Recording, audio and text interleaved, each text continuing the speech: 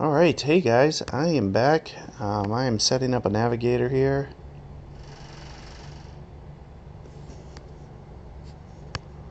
Well, that always gets on. Anyway, we got navigator. I'm going to put that Guardian on like I was saying.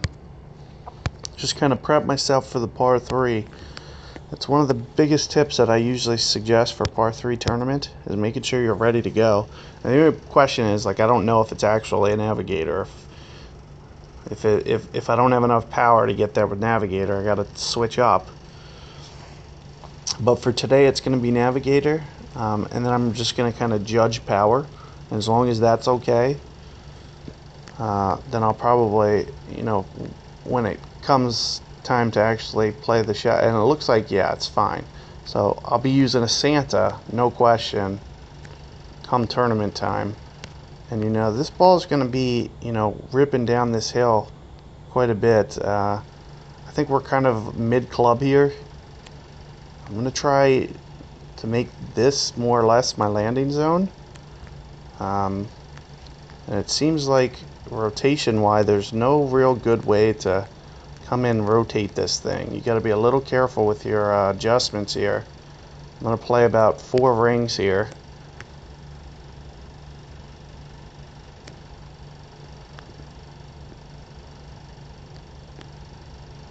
Right off the fringe, it looks a little too shallow, just missing it.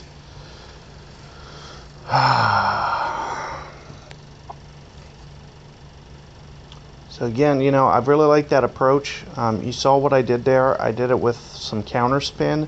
It's because it's such a left to right wind here that I just kind of wanted to counter it back to where it didn't race too far up the hill. So you saw that I think I put counter spin on that to just kind of straighten the line out to where it didn't come racing down that hill.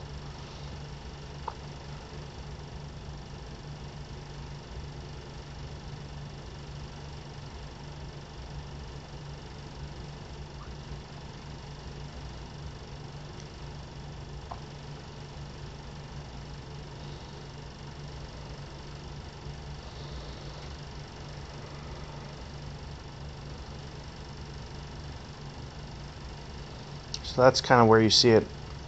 We're coming down a little bit quicker. It's okay. Like, that speed's fine. It would probably hit the pin and still go in. So, for this one, since we have a par 5 coming up, I'm just going to go ahead and forfeit this one out. You guys saw the shot. You should understand what you need to do from that point.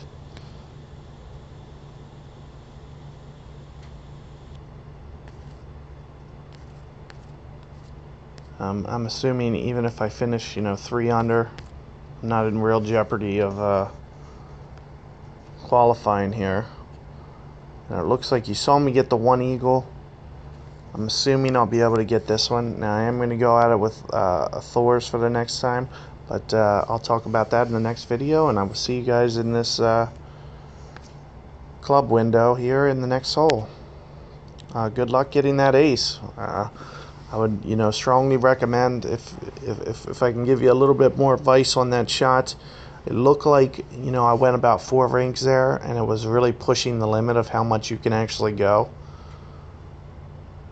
with the Guardian that I have. Let's take a look at the accuracy number. So my accuracy number is right around 1.6 per ring, and I did 4 rings there, and it was kind of pushing the limit. So, depending on what your accuracy number is,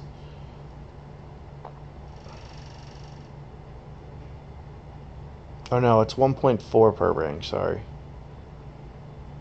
Let me correct that. That is 1.4 per ring, but I was playing it more 1.6 per ring because it was like mid-club, which is kind of spot on.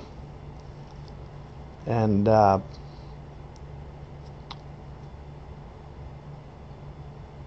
me think about this. I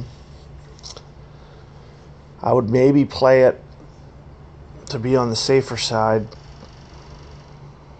maybe 1.7 per ring, 1.75, just so you don't over adjust. Now, if your accuracy number is different, you're going to have to, figure it out.